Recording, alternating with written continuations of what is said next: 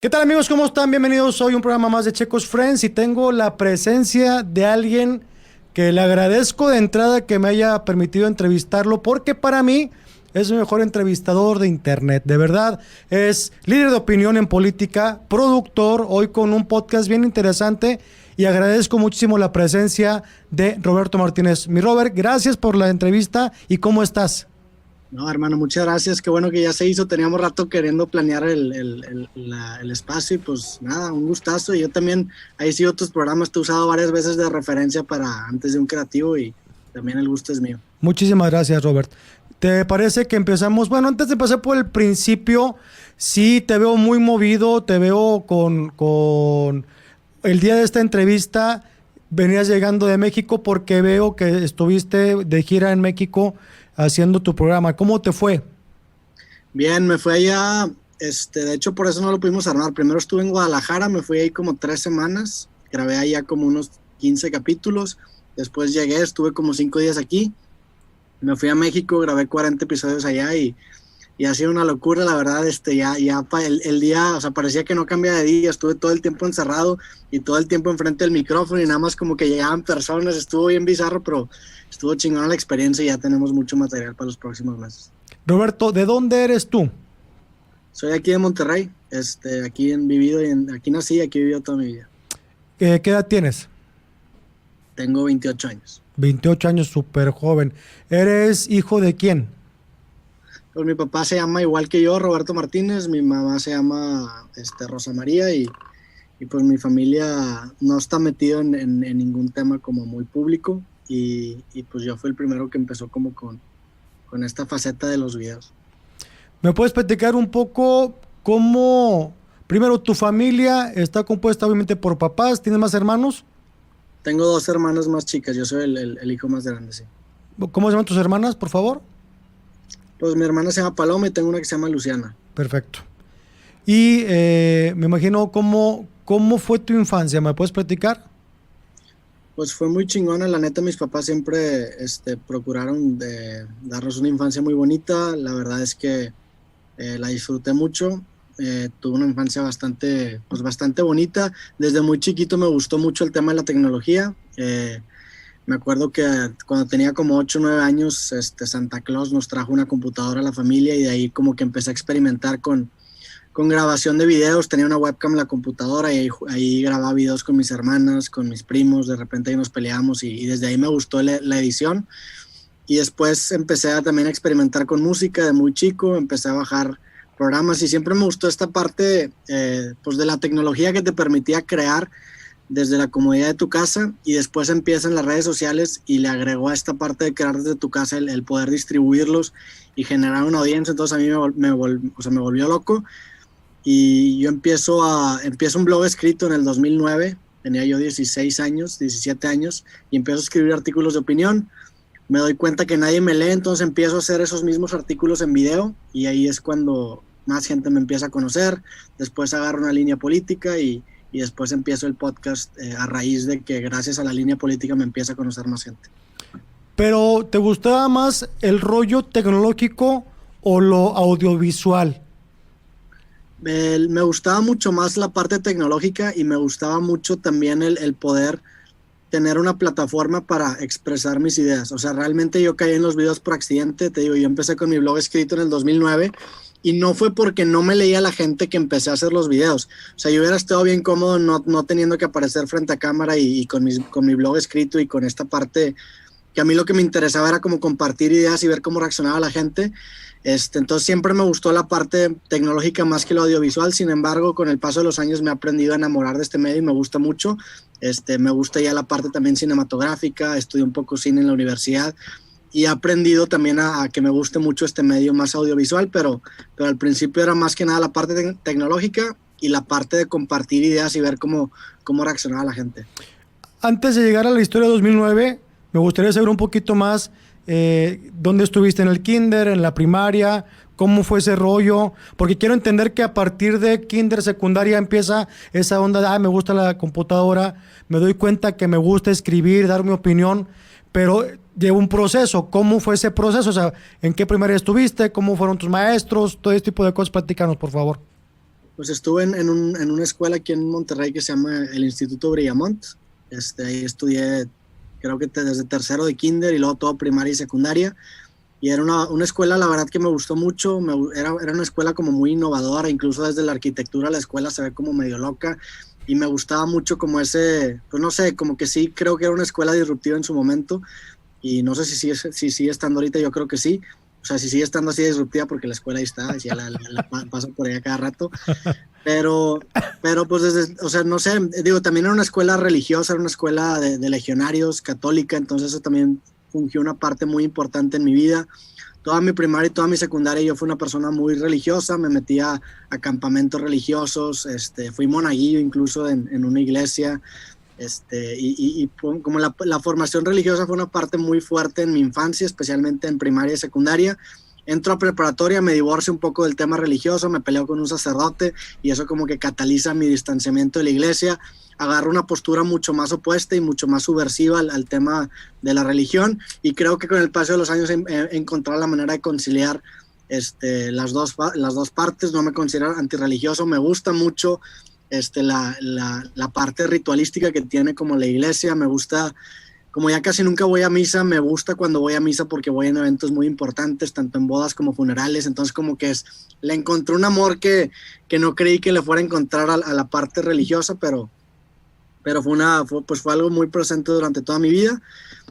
Y pues de personalidad siempre fui muy callado, nunca me gustó llamar la atención, nunca fui ni el payasito ni nada, siempre fui como que pues estuve siempre muy en mi pedo, me llevaba con todos, pero me sentía como que no identificado con ningún grupo en específico, y de hecho me daba tanta pena la parte social que cuando yo empiezo a hacer videos, mis primeros videos los hago con lentes oscuros porque no quería que la gente me reconociera, porque me daba pena que vieran como que esta parte más habladora mía.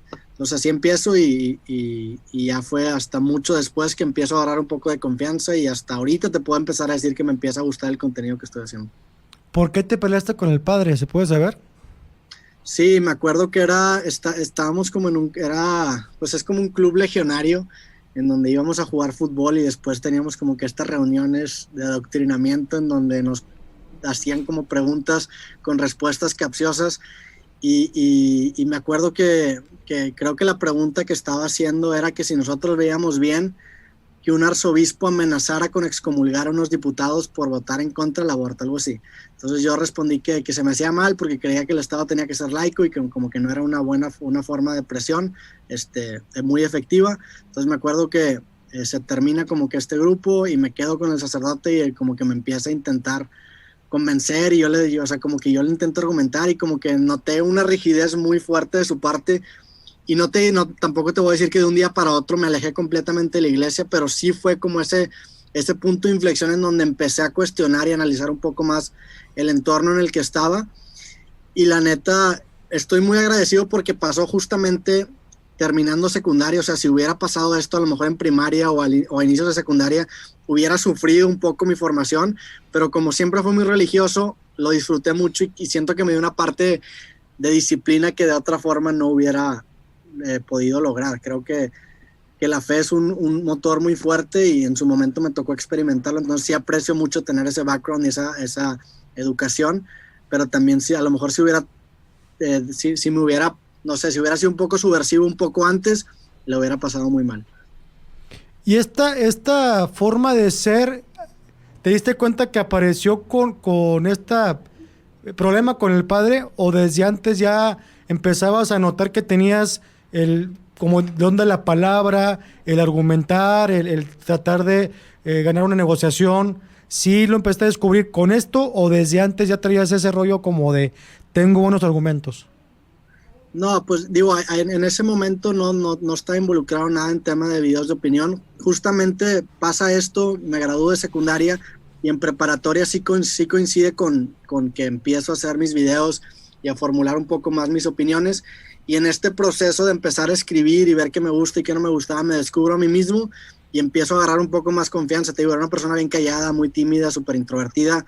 Era una persona también, era bien chaparrito. Yo me gradué de secundaria siendo el más chaparro de toda mi generación, tanto de niños como de niñas. O sea, era una persona pues muy reservada, y fue mediante pues este proceso de autoconocimiento que para mí fueron los videos que me empecé a encontrar, empecé a buscar que me gusta, o sea, empecé a encontrar que me gustaba, empecé a encontrar qué opiniones tenía y como que empecé en este procesito de mejora continua y experimentar y hasta carrera como que me empiezo ahora sí a consolidar como, pues como un creador de contenido y siento que para mí fue un proceso terapéutico porque me permitió encontrarme a mí mismo, o sea, me permitió encontrar mis palabras y es un proceso que agradezco mucho.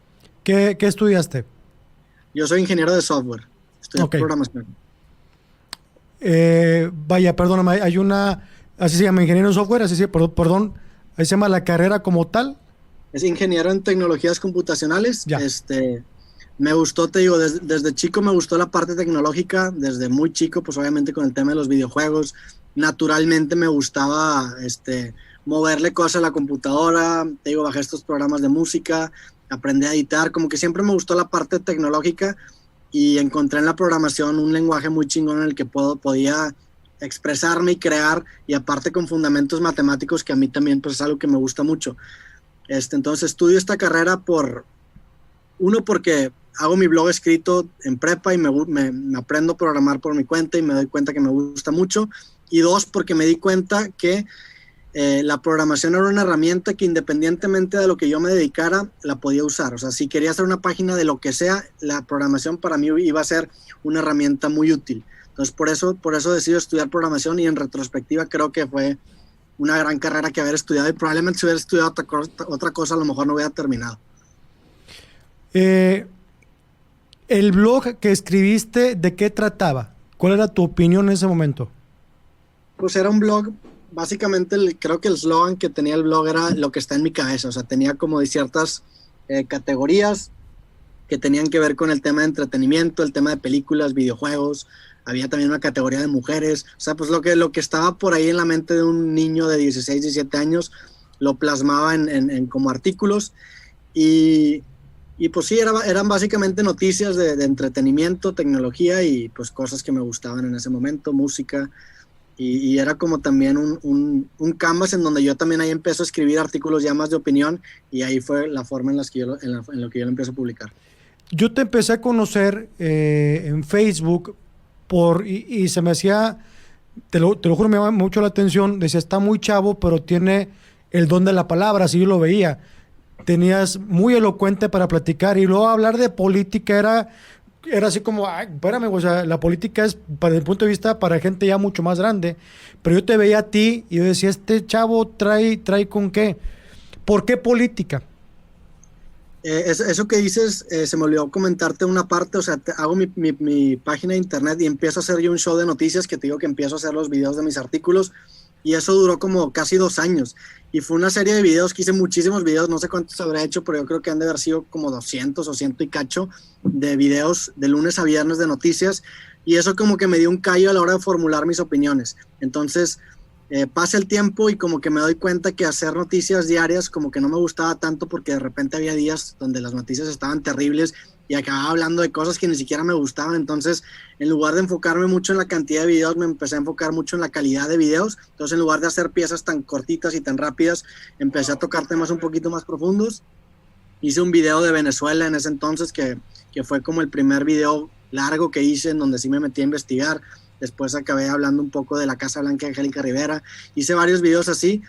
¿Y por qué la política? Porque a mí siempre me gustó, una de mis más grandes influencias es la música punk y siempre me gustaba cómo estos artistas usaban su plataforma para expresar sus opiniones políticas. Entonces, gracias a mi ineptitud musical, dije, bueno, pues yo no sé tocar la guitarra, pero puedo hacer los videos contando las opiniones que yo tengo. Entonces, por eso agarré el tema político. Me acuerdo que leí el libro El País de Uno de Denise Dresser y me llamó mucho la atención. Me gustó mucho la forma en la que presentaba ciertas críticas y con esa influencia empecé a experimentar por ahí. Hago videos de crítica política, después me enfoco específicamente en Nuevo León, que hago una línea de contenido creo que era de enero del 2015 a julio del 2015, en donde yo cubro las elecciones y mi idea era intentar bajar precisamente la política del pedestal, hablarlo desde un punto de vista muy humano y muy ciudadano y concluir algo con esta línea. Entonces hago estos videos y les va muy bien, mucho mejor de lo que yo esperaba. Se convirtió en en la columna política más escuchada y más leída de Nuevo León en ese entonces, que para mí fue increíble. Me acuerdo que yo tenía 20 y tantos años y tenía ya columnas de repente ahí en el norte, al lado de Carmen Aristegui. Yo decía, ¿cómo puede ser posible esto?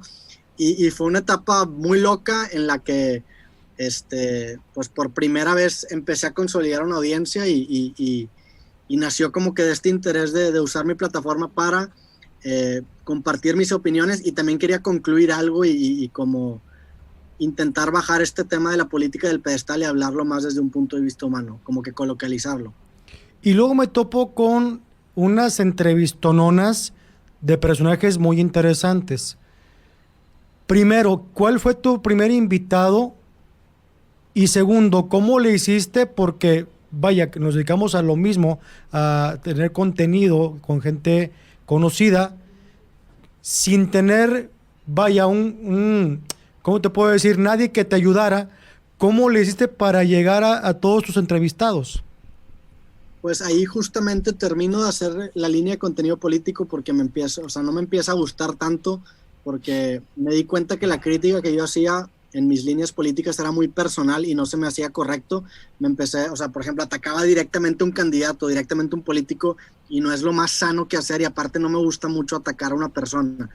Entonces me empiezo a enfocar más en el tema social, empiezo a hacer ciertas iniciativas sociales, hice una con Tigres para quitar el grito de puto, y como que me empiezo a orientar en otras cosas, y justamente ahí termino de hacer esta línea de contenido político y me topo que tengo ya una audiencia en Facebook que yo creo que en ese entonces tenía unos 200,000, 300,000 personas, y ya no sabía qué hacer. Entonces me acuerdo que en ese entonces había gente que yo seguía que también me seguía a mí. Entonces yo quería conocer y platicar con ellos. Entonces, en lugar de decirles, oye, ¿sabes qué? Vamos por una cerveza o vamos a un restaurante, invento este programa que se llama Creativo como una excusa para invitarlos a platicar. Entonces le mando mensajes a 4 personas que sabía que ya me conocían por mis videos de política.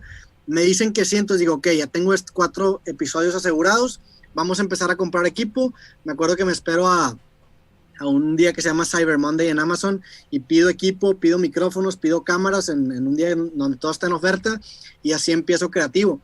Lanzo estos 4 o 5 episodios y ese repertorio de episodios me permitió accesar a más personas, y así ha sido un constante crecimiento en el que cada vez, gracias a los creativos pasados, puedo llegar a más personas, pero fue muy escalonado ese proceso. ¿Se puede saber quiénes eran los 4 primeros invitados? Los 4 primeros invitados, si no me equivoco, fue Samuel Femat, que tiene un canal aquí que se llama Bagre TV, fue Jacobo Wong precisamente, que él ya lo conocía, fue Ricky Treviño de Panda, si no me equivoco, fue Andreas Osberg de Dos Nombres Comunes, y creo que esos fueron los primeros 4 que me confirmaron. ¿Cómo llegas a Odindo Peirón, Adal Ramones? Hoy te acabo de ver con Jimena Sariñana, y con personajes de la industria de entretenimiento muy importantes. ¿Cómo llegas a ellos? Pues te digo, empieza a crecer, empiezo a hacer como estos episodios, con el ya tener este precedente de invitados me permitió poder empezar a vender mi programa. Una de las personas que me dio una oportunidad muy cabrona y que sí fue un punto de inflexión en mi podcast fue mi buen amigo Pepe Madero, que la neta su capítulo lo vio mucha gente, me empezó a conocer mucha gente y también me permitió llegar a más gente. Javier Blake también me dio la oportunidad muy temprano en el podcast, y como que fue un procesito en el que yo invitaba a la gente, me decían que sí, yo me clavaba mucho investigando la carrera de las personas, entonces las personas salían contentas de la entrevista y se empezó a recomendar de boca en boca, y de repente empezó a generar un programa que ya tenía como una audiencia de nicho.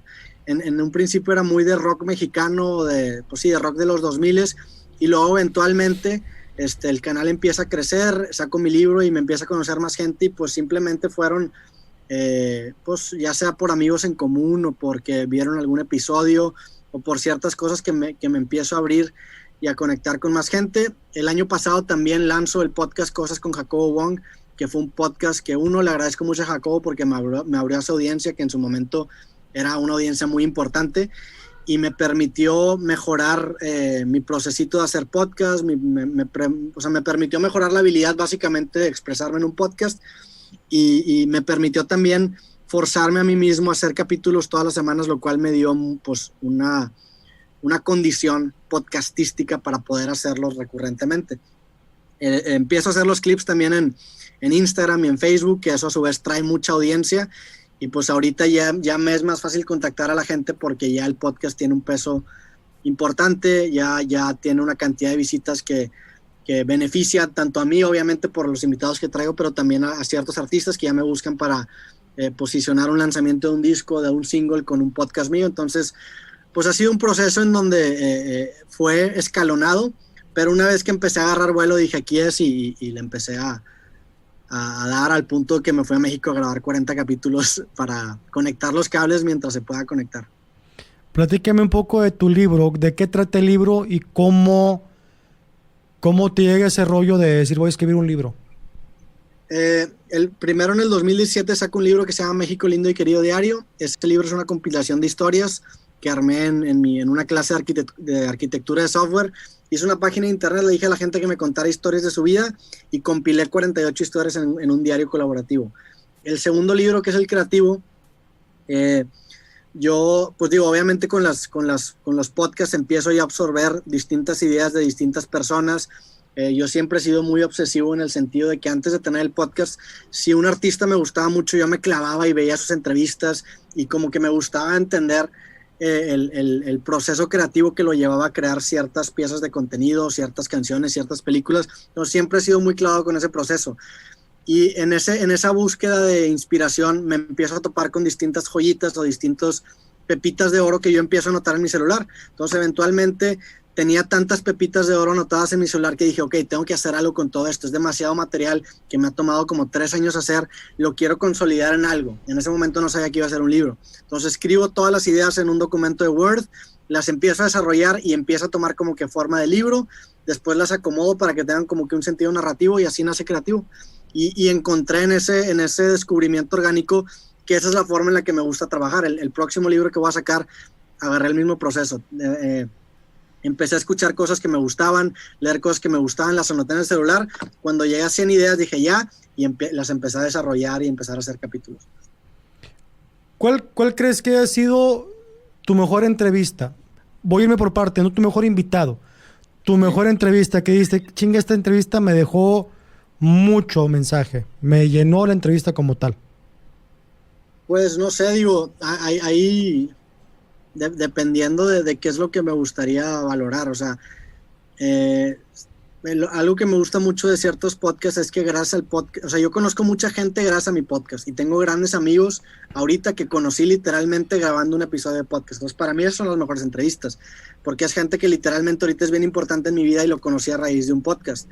En tema de reto intelectual o algo así, pues no sé, me gusta toparme con gente que piensa distinto a mí para intentar platicar y en lugar de intentar atacarlo como llegar a un ejercicio dialéctico en el que él pueda defender su punto y yo pueda de cierta manera entender por qué piensa así y viceversa. Entonces, en ese sentido, no sé, la Tolini me gusta mucho por lo mismo, que es un personaje que es muy contraria a su forma de pensar a la mía, sin embargo es una persona muy inteligente y creo que ese diálogo enriqueció mucho el podcast porque precisamente el slogan de creativo es que conversar en una sociedad polarizada es un acto de rebeldía y creo que ese capítulo es un gran ejemplo de eso. El poder conversar con gente que aparentemente es opuesta a ti te permite borrar un poquito esa diferencia tan marcada y empezar a encontrar puntos de encuentro en lugar de puntos de choque. Ok, replanteé un poco la pregunta. ¿Cuál ha sido como... Decías, yo quiero entrevistar a él, o sea, él por alguna razón me interesa mucho porque lo admiro por su forma de pensar, su forma de ser, es una figura pública. ¿Quién ha sido esa figura que dices tú, chinga, comadre, que consigue esa entrevista? Pues en su momento, al principio, probablemente Pepe Madero y Javier Blake, digo yo de secundaria, pues Panda y División Minúscula eran pues 2 de mis bandas favoritas, Ricky Treviño también, después, no sé, digo, Jimena Sariñana, yo también era muy fan de ella desde hace mucho tiempo, entonces para mí sí tuvo un shock value muy cabrón. Recientemente entrevisté a otro músico que se llama Leiva, que yo lo sigo mucho, que tenía una banda que se llama Pereza, muy buena. Para él también fue un capítulo bastante chingón para mí. Y pues yo digo, hablando del punto de vista de fan, probablemente ellos. Después la entrevista del podcast con Odindo Perón fue muy bueno, también me hice muy amigo de él a raíz de eso. La Adal Ramones, la verdad es que sí he tenido muchas pláticas en las que sí he salido muy contento y digo, no mames, qué chingón que lo tuve, o también como que muchas veces la magia está en no pensar con quién estás hablando, porque siento que si te pones a reflexionar sobre con quién estás hablando, como que pierde la magia. Y justamente lo decía Leiva en el podcast que hice, él me decía, yo de repente me topé con que estaba tocando enfrente de 20,000 personas en un show en España, y si me ponía a pensar en eso, automáticamente como que se cae pues se cae la carpa, ¿no? Porque a fin de cuentas es algo bien extraño. Entonces intento no pensar en el momento en eso, pero de repente sí me llegan esos momentos. Justamente en el nuevo creativo que grabé con Javier Blake tuve un lapsus así y se lo platiqué. Entonces creo que también gran parte de la magia está en no estar pensando todo el tiempo en eso, porque pues después como que, no sé, pierde un poco la magia. Es como un estado de flow. Ahora, ¿cuál ha sido no sé si la peor entrevista o la que he visto, chinga, no lo hubiera hecho? Si quiere decir nombre, si no, obviamente, pero es ching, esta no debía haberla subido. Hay entrevistas o hay pláticas en donde no son tan buenas, pero por mi culpa. Entonces he aprendido con el paso del tiempo a blindarme de esas experiencias. Entonces no me gustaría nombrar nombres porque no creo que haya sido culpa de la persona, sino que fue más que nada culpa de mi inexperiencia. Pero pues sí, hay varios casos, por ejemplo, y de repente volteo a ver a mis primeros capítulos y estaba yo más enfocado en que las cámaras no se pararan o en que el audio no se parara, que estar poniendo atención a la conversación. Entonces como que no me gustó tanto esas primeras pláticas. Ahorita que ya tengo un poco más todo sistematizado, ya me puedo concentrar de lleno en las pláticas y por ende las disfruto mucho más y son mucho mejores. Entonces probablemente las primeras pláticas, algo que, o sea, me acuerdo que grababa mis primeros podcasts y era como un salto de fe decir, puta, ojalá que todo esté grabando y ojalá que nada se corte, porque, y eso me distraía mucho. Entonces mis primeros podcasts batallo mucho en verlos por eso. ¿Cuál crees que haya sido tu mejor pregunta a un entrevistado que dices tú, chinga, me mamé con esta pregunta? Pues tengo ya varias preguntas que casi siempre hago. Me gusta mucho explorar el tema religioso, por ejemplo, de la persona, su construcción de fe. Eso se me hace bien interesante porque puedes hacer esa pregunta a muchas personas y todos te van a contestar algo diferente. Entonces me gusta mucho esa pregunta. Me gusta mucho, últimamente he traído el tema de drogas psicodélicas, que se me hace algo que ahorita está a lo mejor muy tabuizado, pero creo que va a envejecer muy bien. Creo que eventualmente vamos a llegar al punto en el que eso sea un tema en el que estamos experimentando y en el que se está haciendo cierto progreso. Entonces me gusta mucho también ese tema. Y pues en general el proceso creativo, la razón por la cual empecé el podcast es para entender los procesos creativos de las personas. Entonces el ver cómo cierto artista hace una película o un libro o una canción, a mí se me hace fascinante. Esas tres diría yo. Volviendo un poquito, es que me llamó mucho la atención la bronca con el padre. Tú me dices, me divorcié de la religión, pero ¿te divorciaste también de Dios? No, a lo mejor me divorcié del Dios institucionalizado, antropomorfo, que tiene esta toga blanca que te está cuidando en el cielo, pero eso me permitió crear después. Es que creo yo que cuando tumbas un pilar tan grande en tu vida como la religión, te topas con un vacío. Entonces tu mente al ver ese vacío tiene que encontrar las piezas léxicas para contarte una historia que llene el vacío. Entonces para mí fue lo mejor que me pudo pasar, porque a lo mejor perdí esa parte y te digo, fue algo gradual, pero me forzó a mi mente a encontrar en otras partes ese mismo beneficio que me brindaba la fe. Entonces no diría que me divorcié de Dios, porque no me considero ateo en el sentido de que no puedo negar a Dios, tampoco lo puedo afirmar, pero se me hace muy soberbio negarlo. Sin embargo, ese Dios antropomorfo, institucionalizado, que te está viendo a todo momento y que te va a juzgar cuando te mueras, sí fue un rompimiento. Entonces me hizo más difícil la pregunta. Yo creo que sería como la respuesta a esto. ¿Hoy crees en algo? ¿Crees en alguien? Pues no, así algo en específico no creo. Creo en las personas que me rodean, creo en lo que mis sentidos me dictan. Creo que hay muchas cosas que yo no comprendo, entonces en esa área ambigua permito que existan ciertas cosas que ni siquiera puedo verbalizar, que se pudiera entender como un Dios, pero no te diría que creo en algo, simplemente no niego nada. O sea, simplemente no tengo la confianza para decirte no y no y no, pero tampoco tengo la confianza para decirte sí, sí o sí. Entonces a la conclusión que yo he llegado es que prefiero yo contarme mi propia historia, que me haga sentir a gusto, y vivir bajo esa propia historia que me estoy creando.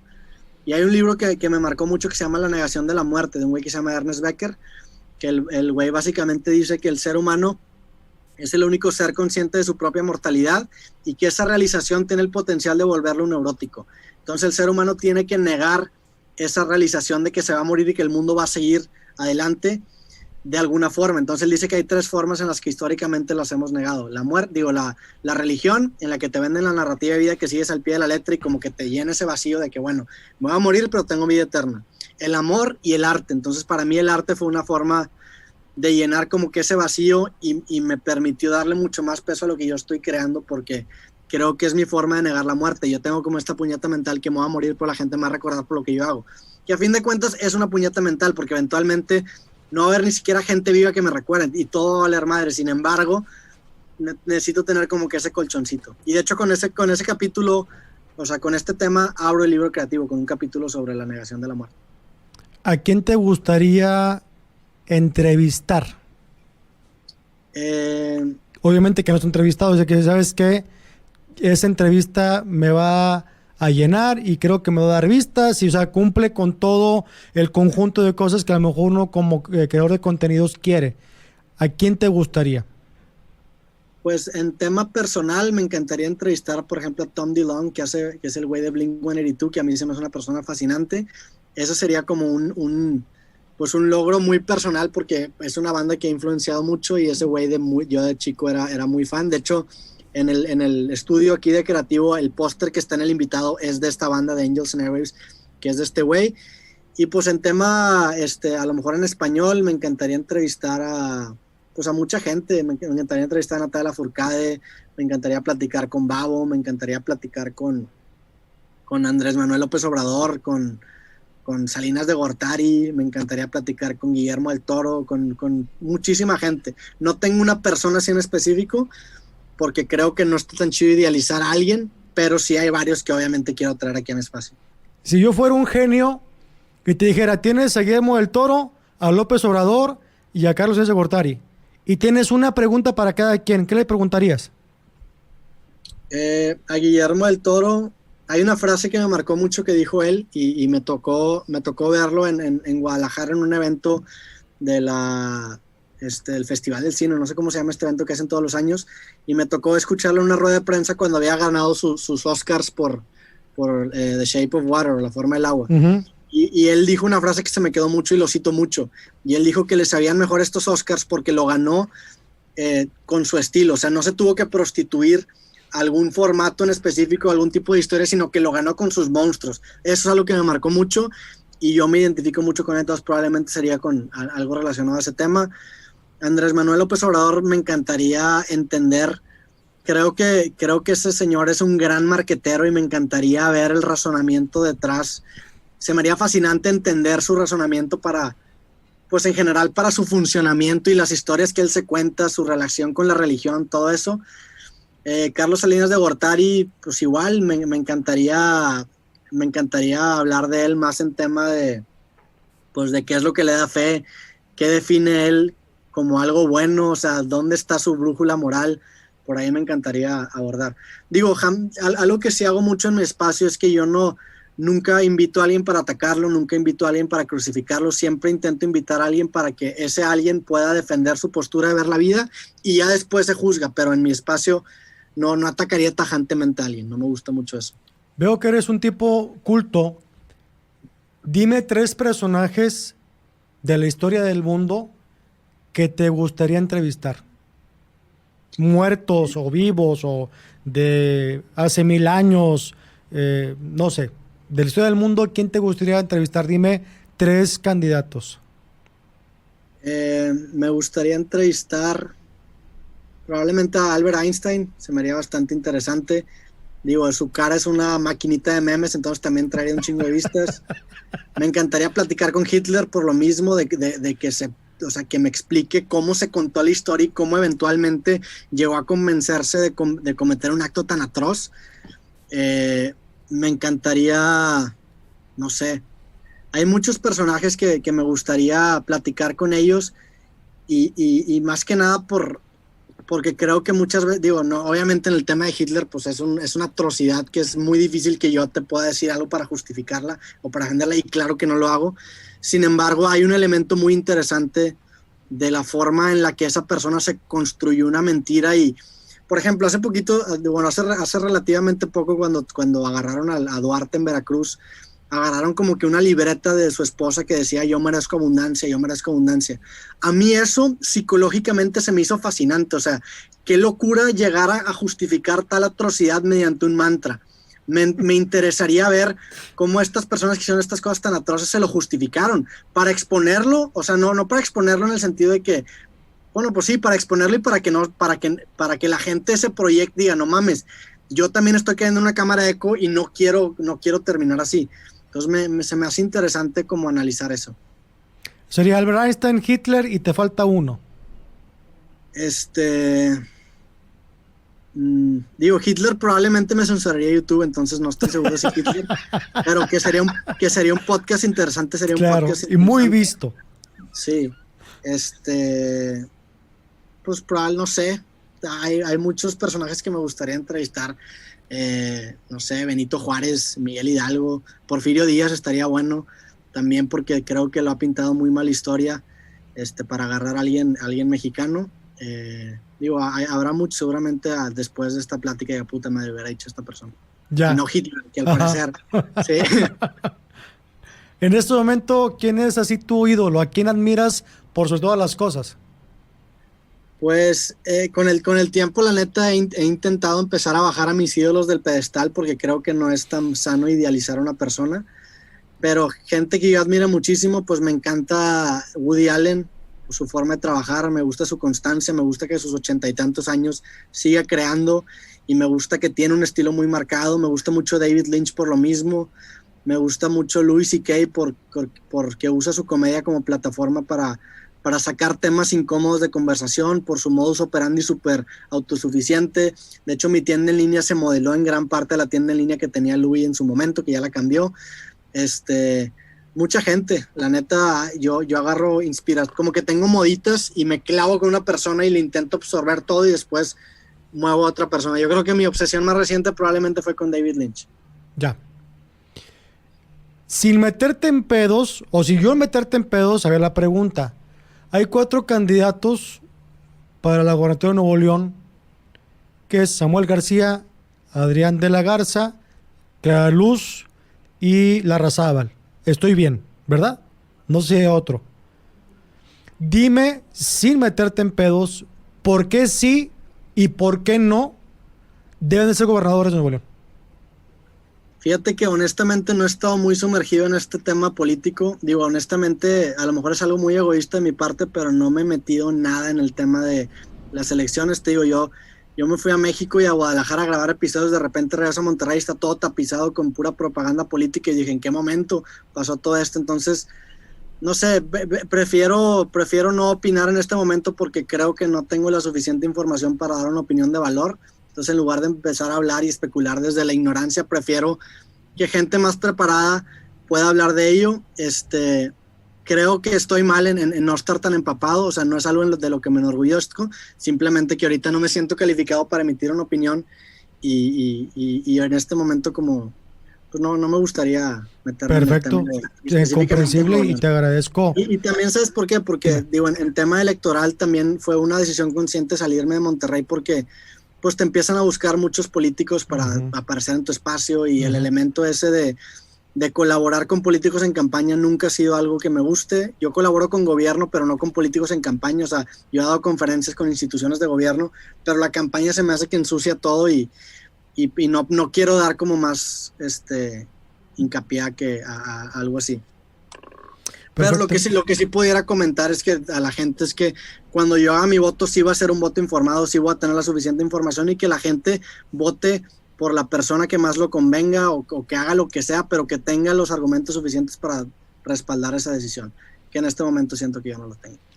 ¿Cómo te ves en el futuro, Roberto? ¿Qué es lo que te gustaría para tu futuro? Pues lo ideal siempre ha sido para mí el poder vivir de mis proyectos, el tener una plataforma en la que yo pueda sacar algo y pueda vivir de ello, independientemente de si sean libros, ojalá que sean libros porque me gusta mucho ese formato, o podcast. Me veo viviendo o sea, me veo, o mis sueños es tener esta plataforma en la que yo puedo sacar algo que me dicte mi interés y encontrar la forma de poder vivir de ello. O sea, siempre esa ha sido mi meta, sea música, sea libro, sea podcast, perseguir lo que me interesa y pues explorar, tío. A lo mejor suena un poco egoísta, pero para mí los videos son como un proceso de autoconocimiento, y te lo dije hace rato. Para mí lo mejor que me ha dado los podcasts es que me ha permitido conocerme mejor a mí mismo y me ha permitido explorar distintas formas de ver la vida que a su vez me enriquecen como persona. Lo más bonito de una carrera creativa es que no solamente estás en un proceso de mejora continua profesional, sino que también personal. Siento que cada vez soy una mejor versión de mí mismo y eso hace que la carrera creativa se me haga fascinante y hasta infinita, porque pues siempre puedes mejorar, siempre puedes aprender más y siempre puedes empaparte un poquito más y agregarle resolución a tu propia fotografía interna que te describe. Hay muchos jóvenes que nos ven, gente de tu edad y gente de mi edad. A toda esta gente, ¿qué mensaje le darías? Porque yo veo una persona dedicada, muy, muy entregada a lo que hoy es, que eres tú como persona. ¿Qué mensaje nos dejarías a todos desde esta trinchera tuya para crear contenidos? Pues yo creo que desarrollar el tema de la intuición personal es lo más importante que puedes hacer si te quieres dedicar a crear contenido y quieres que te guste lo que estás creando. O sea, ahorita te digo, yo me tomó mucho tiempo en que yo pudiera ver mis videos y me gustara lo que estoy haciendo. Y siento que antes era más como un personaje yo me acuerdo que veía mis videos y como no me sentía tan identificado, sentía que era como otra persona el del video y yo.